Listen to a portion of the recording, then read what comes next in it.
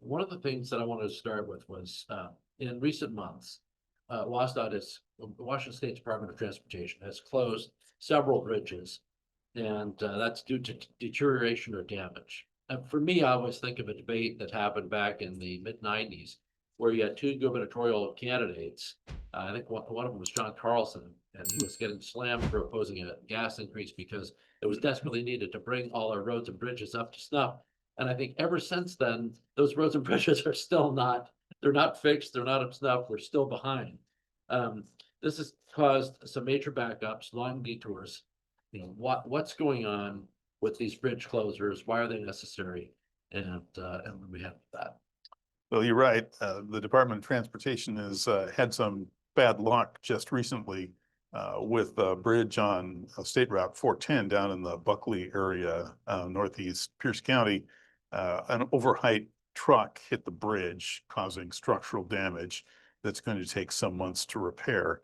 And the result is very long detours because there aren't a lot of crossings of the White River there. Don't they have to get special permits when you're an oversized truck? Don't you have to map out your area and get the special permits to drive that route? Yes, but sometimes drivers are not careful. They don't pick the right lane. They don't follow the assigned route, or they have equipment like the end of a backhoe that's sticking up too high, and then it hits the bridge and causes damage.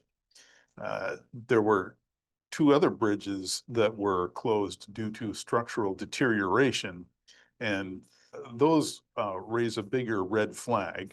Both bridges were close to 100 years old. One of them was a little over 100 years old. And that was the bridge over the Carbon River on State Route 165. And it had been deteriorating for years. The Department of Transportation had placed weight limits on it. They had warned about this, but it finally got to the point where the inspection of the bridge revealed that it was no longer safe. And so the Department of Transportation really had no choice but to close it. The other one that was greater inconvenience for more people was a bridge over State Route, on State Route 169 over the Green River. And that bridge has thousands of trips per day. It's a fairly active state highway, and it's about 90 years old, and it was also badly corroded. So the Department of Transportation had no choice but to close that one. And it's going to take months to implement fixes on that. The Carbon River Bridge, there is no way practically to repair it, so it will have to be replaced, and that will take years. That project is not funded. Is there any lessons to be learned then from the Skagit Bridge that, remember about a decade and a half ago or so, the Skagit Bridge over in the Mount Vernon area that got structurally damaged in a similar fashion, the oversized load going through, and that had to be repaired. And it was repaired pretty quickly. It was the Army Corps of Engineers. So are there any lessons there that we might utilize? Well, the situation is a little bit different. If you're just repairing a bridge that's been damaged, that can be done fairly quickly. But when you have to replace a bridge altogether, it requires a lot more planning. It has to be built to current standards.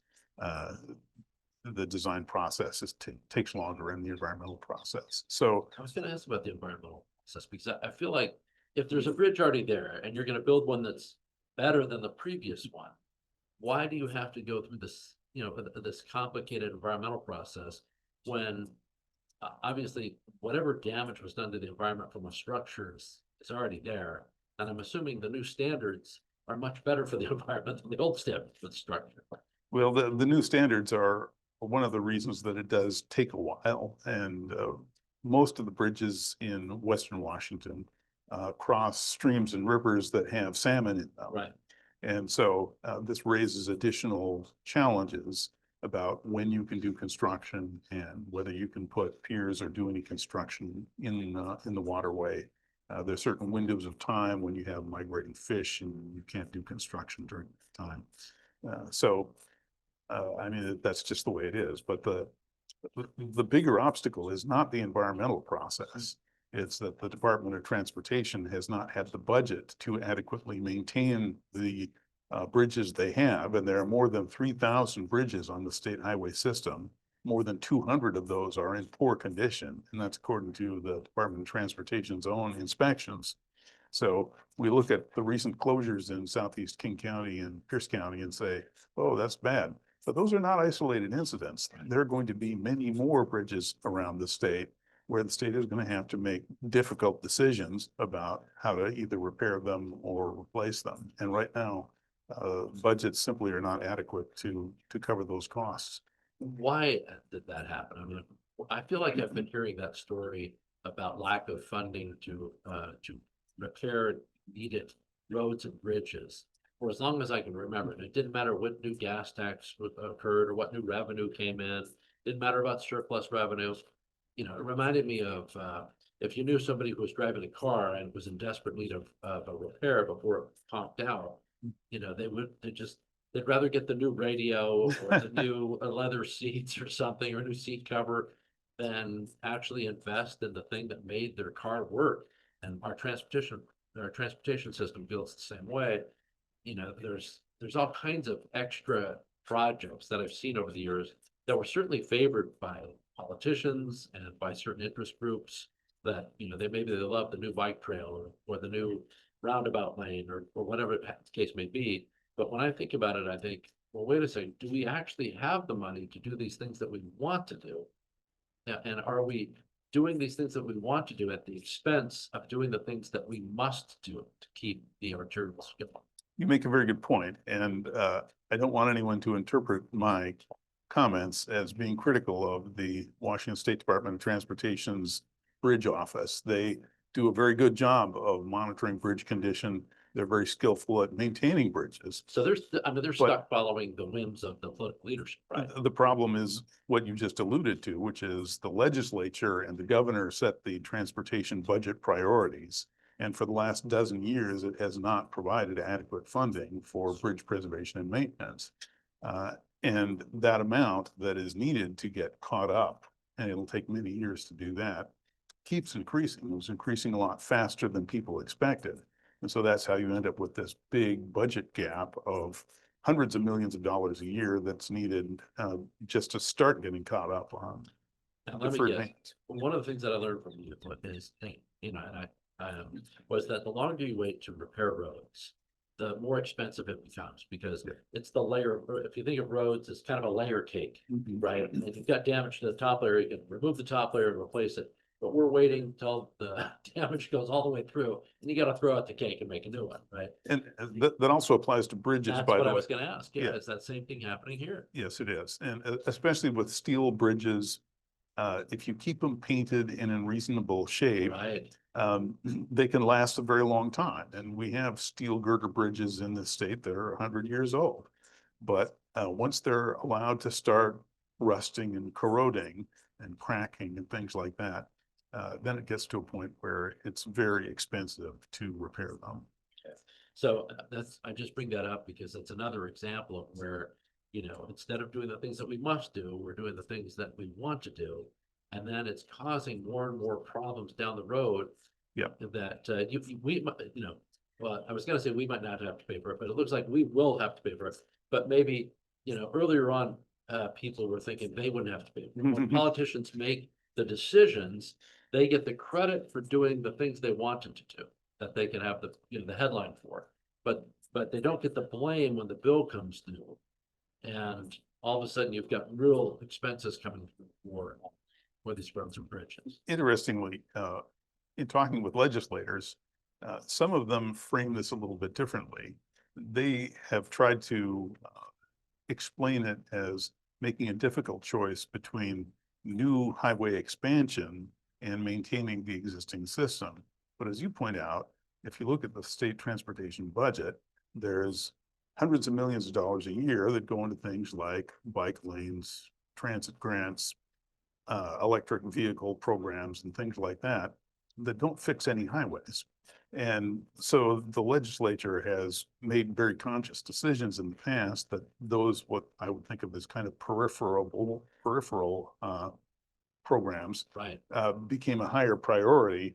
And meanwhile, preservation and maintenance got kicked down the road, and now the bill's coming due, and it's a big bill. Right, and it's not you're not saying none of these programs have any value. You're saying, just like you would with a car, it might be something where someone who really enjoys music is gonna love that new radio. And it's really important to them and it makes their day brighter and they enjoy their drives more. But if you ignore the key maintenance of that vehicle, you can't drive at all. So almost everything else comes crumbling down, and that's what we've been ignoring, I think, in the transportation system. You know, earlier this year, the legislature increased the gas tax, it increased the vehicle weight fees. Heck, you know, the climate commitment tax is designed to get ever more expensive. Although roads and bridges are taken off the table directly on that one, who's just paying more at the pump. But that takes opportunity cost out of, for the commuters, their commute gets more expensive, but they're not actually paying to repair the roads and bridges. Are you saying that with this big bill coming due, that more taxes are necessary? Well, more revenue is needed to be spent on preservation and maintenance, but it isn't entirely clear whether it requires additional taxes and fees, or whether the legislature can simply reprogram revenues that it's already collecting from, for instance, the carbon emissions tax or other sources, and devote that to highway projects as opposed to spending it on other things. And another instance where they can have some flexibility is the cost of fixing all the culverts on the state highway system. The state was on the wrong end of a lawsuit that requires them to fix the culverts so that they don't block the passage of migrating fish. Certainly a good thing. Well, it turns out it's very expensive. They thought it was going to be about $4 billion, and then it turned into 5 billion, and then it turned into 8 billion. And so it's a very large amount of money. And in recent sessions, that has been paid for out of the transportation budget, but there's nothing in the court order that says it needs to come out of the transportation budget. The legislature can find those funds from their general fund revenues, and that would free up gas tax dollars and other transportation dollars for highway projects. But I think this is another example of what I was alluding to before. You don't have a comment if you don't feel comfortable, but I look at it and I think, okay, the transportation budget has a lot of things in it that are super valuable, but there's not a lot of headlines to them because it's that boring stuff that you have to do. Nobody comes home and has their family all excited when they get the oil changed in the car, right? You get the oil changed and nobody really notices, but it's necessary. You get the tires changed, and for the most part, people just, that's just part of owning a car. And it's all necessary. But when you stop doing those things over time, you just love the attention you get when you get the new stereo, the new paint job, whatever else it is. That's where the attention comes in, even at the neglect of these other things. And eventually, as you point out, those other things come due. But I think there's been too often and for too long, people look at that transportation fund and say, oh, I could pay for all kinds of this culvert thing I have to do. And if I take the money for culverts out of the general fund, then I'm not going to be able to do some of these fun things that people like me for. But if I take the money out of the highway fund and just kick maintenance down the road, nobody's going to be upset about that because very few people watch and notice. And those that do, don't have a voice loud enough to get people to understand what's really happening. That's exactly the bad compromise that legislatures have been making for the last 10 years. And it'll be very— in light of billions and billions of dollars, like Carl Sagan, billions and billions of dollars of new revenue. Instead of using it for the things we must do, we've been using it for things that make other political leaders happy. And it'll be very interesting to see what the legislature does in the 2026 legislative session, which isn't very many months away now, because they know that they've got $1 billion a year budget gap for highway preservation and maintenance. It's going to be awkward for them to increase taxes more than they already did in 2025. And at the same time, they're going to have just the debate you alluded to about what are their priorities and can they shift funding away from some pet programs to pay for the non-glamorous highway and bridge preservation projects. So back in July, Sound Transit announced they were going to start an enterprise initiative. And this, they want to stay within budgets, which I'm always suspicious of on Sound Transit, so they want to stay within budget. Because I'm never sure which budget they're talking Yeah. about, you know, the original one or the second one, third one, or the latest estimate. But a month later, they then revealed that the cost had increased so much, there was a $30 billion budget gap. This enterprise initiative that they're talking about, does that close that $30 billion budget gap? Well, what the enterprise initiative is supposed to do is look for ways that Sound Transit can build a regional transit system within their revenue forecast. And because the costs of the light rail projects have increased so much, $30 billion higher than they were looking at just a few years ago, they have a very serious budget problem. But it isn't really a revenue problem because their revenues go up every year. The average household in the Puget Sound region is now paying more than $1,700 per year in taxes to Sound Transit. They rake in more than $2.5 billion a year. And in fact, at the end of 2023, they finished the year with more than $5 billion in the bank. So these guys are not poor. The agency has tremendous revenue. The problem is they're trying to build out a plan that no longer makes sense. It costs way too much. It's carrying far fewer riders than they had originally forecast. Transit mode share in the region is lower today than it was 10 years ago. Total transit ridership in the region is actually lower today than it was 10 years ago, despite the enormous increase in funding and subsidy for transit.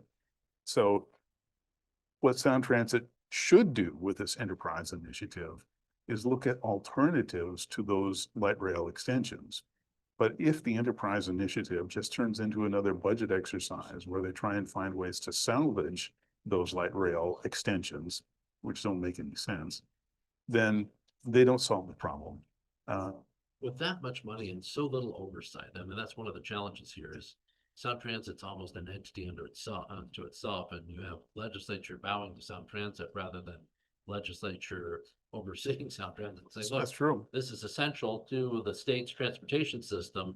There's billions and billions of dollars, as you point out, being sucked up in the transportation system. I mean, just to give people an idea, the $30 billion override on this that was the entire state budget for a year, not very long ago, you know.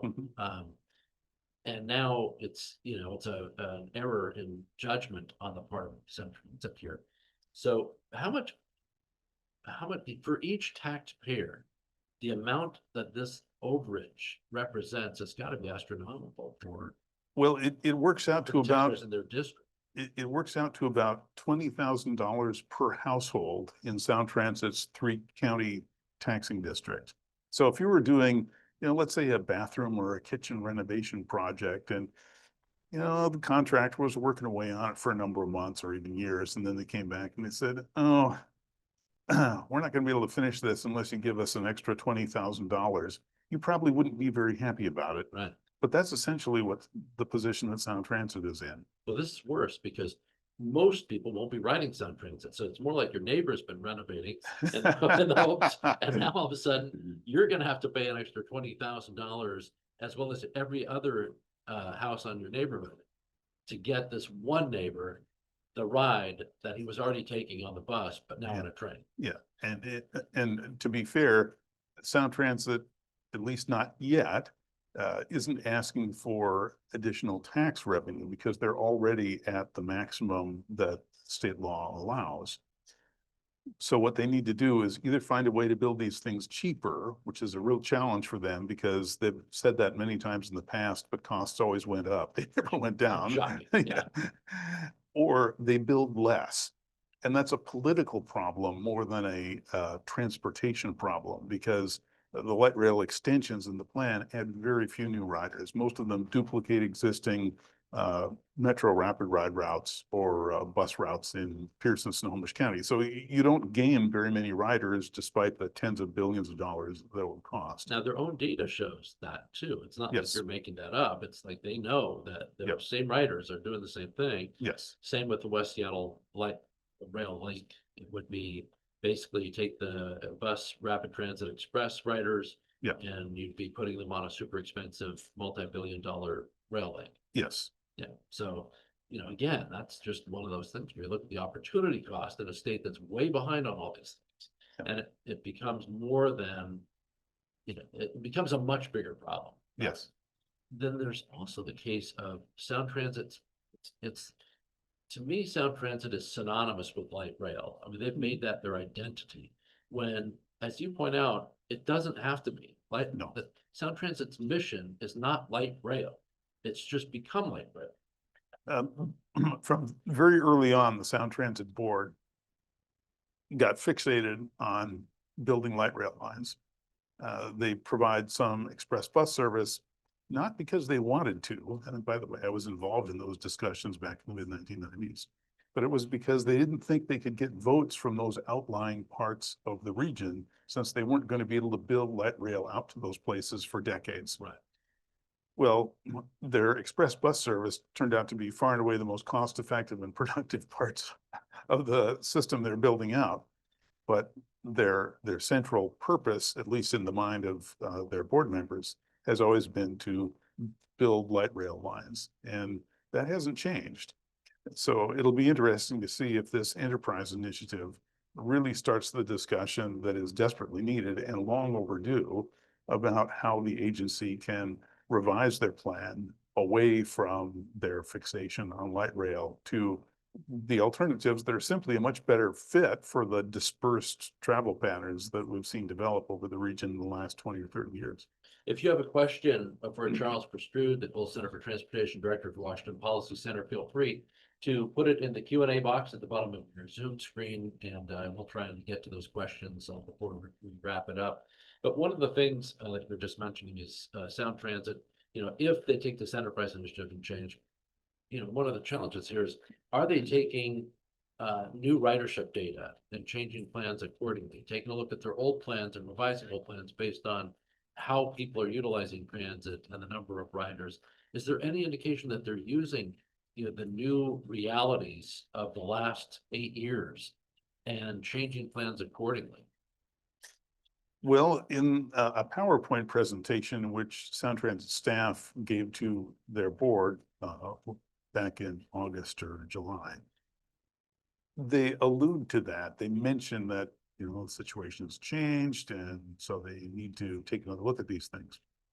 We haven't seen any concrete evidence of that yet, but that is exactly what they need to do. And it'll be interesting to see if they can persuade their board to really take a hard look at the alternatives, and even take a hard look at the practicality and cost effectiveness of the planned light rail lines that are now so far over budget and ever farther off in the future in terms of their completion. Are they relying on a legislative bailout? I guess that's the question. Do you expect the legislature to step forward and bail Sound Transit out, so there really isn't that incentive for Sound Transit?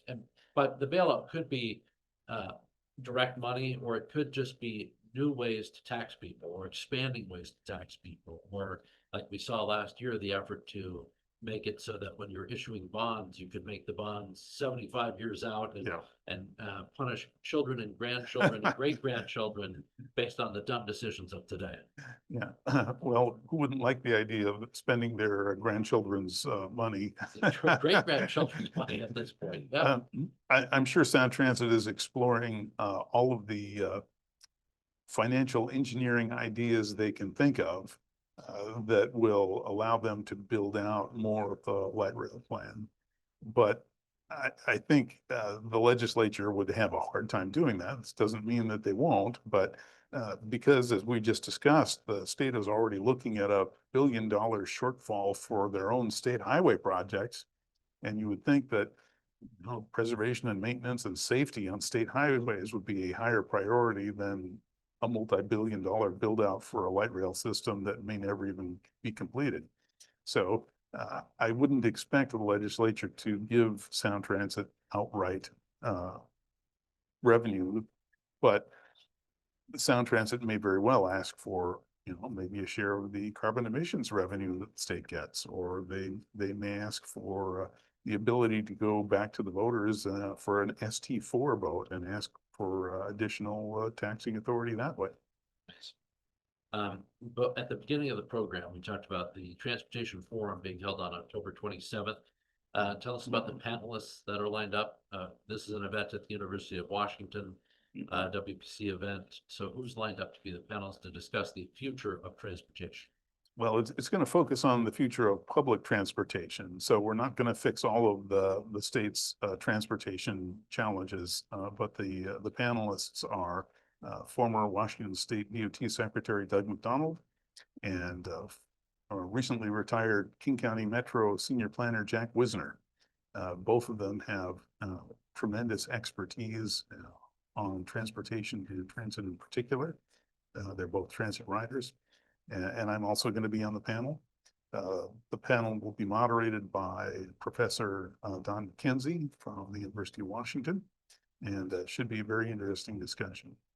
Well, I'm looking forward to that. If you want to get your tickets, all you do is go to washingtonpolicy.org. Tickets are free, but we'd like you to register because there's a limited amount of space in the facility, and we want to be able to figure out how many people to plan for. So if you go online to washingtonpolicy.org, go to the events tab, you'll see the Transportation Forum coming up there. And if you know somebody who should know more about transportation, they're interested in it, they're frustrated with traffic, they're frustrated with their taxes from Sound Transit and other places, by all means, tell them to make this evening an outing and get on the event schedule, and they can learn more.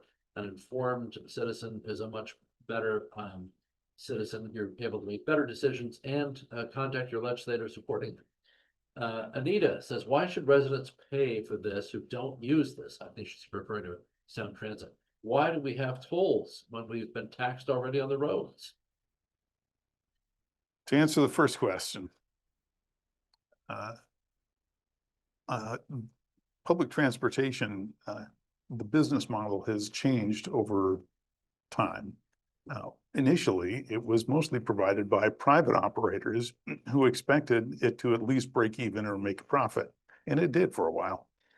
But back in the 1940s, 50s, and 60s, almost all the private transit agencies went out of business, and they got absorbed or taken over by usually cities, sometimes counties, or special purpose districts.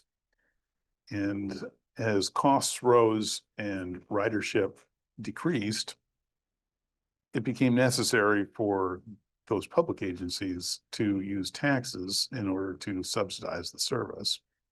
And that trend has continued. In Washington State now, transit agencies recover less than 10% of their operating costs and really none of the capital costs.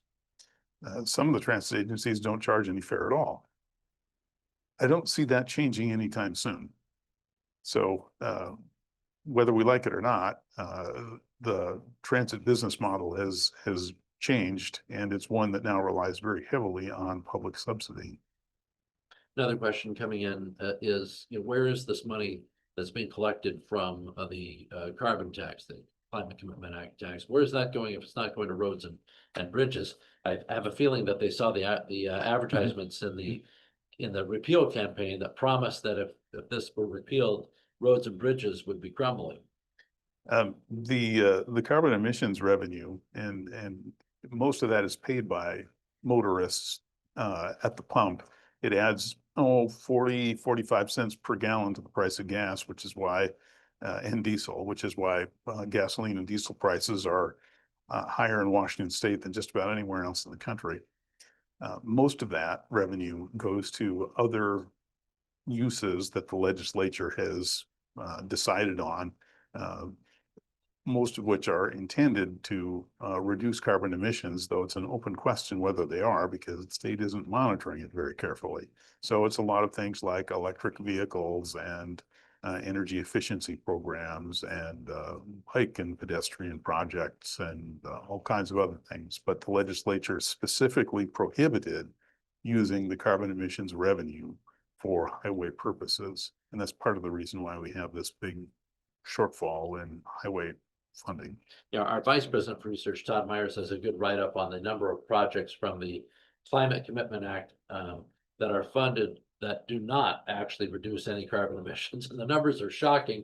Well, it's fitting for Halloween if you want to give yourself a little bit of give your friend who's feeling like we're in an existential crisis and that this was the answer to it. It'll be a nice scare to share with them the actual number that tackle that particular issue. It is shockingly low, even for somebody like me who is skeptical about their whole approach to begin with. I'd like to answer the second question. Oh, yes, yes, I almost forgot. And that was about tolls. For the 520 bridge across Lake Washington, they put tolls on it because they needed the revenue to pay for the new bridge. Similarly, the Highway 99 tunnel underneath downtown Seattle, and that's a tolled facility. The Alaska Way Viaduct was not, but it's a very expensive project. And again, the tolls are being used to pay for the facility. There are a few places where it's being done a little bit differently. For instance, on I-405, where Department of Transportation is creating what they call express toll lanes that convert the high occupancy vehicle lanes to toll lanes that you can buy your way into. There, you've got a toll that's being imposed on a facility that used to be free, but it's only for those express toll lanes. You have the choice of taking the untolled lanes, which are likely to be more congested during peak hours. Well, Charles, always interesting to talk with you. Thanks for making the time. I know you're a very busy guy, but it's always fascinating to me. And I appreciate all of you for sending in your questions, for watching, and especially for sharing our program on our YouTube channel. Our YouTube channel has grown from what, maybe less than 1,000 subscribers at the end of last year to over 20,000 subscribers this year. So thank you for sharing what you learned here at Washington Policy Center. Please continue to do that. Share what you see here. Invite people to join this Zoom event. When you see the videos online, share those with other friends and folks that are interested. I'm not saying spam those who have no interest in policy, but if you have people who are genuinely interested in what's going on in the state, Democrat, Republican, or Independent, by all means, send this information over to them. Let them participate as well. We'd love to hear from them. And I want to thank you for being a part of that success over the course of the year. Also, remember the Transportation Forum is October 27th. That's at the end of the month at the University of Washington. So just go to washingtonpolicy.org, look for the events page, and you can register for the event there. Thank you for joining us here on Washington Policy on the Go. Keep in mind, we will be with you every other week. So that means we'll see you in 2 weeks with another episode right here. David Bose, Communications Director for Washington Policy Center, saying thank you. And thank you, David. If you found this informative, share it with a friend and consider checking out one of our suggested videos over here. Make sure you're subscribed so that you can stay up to date with the latest policy news from Washington.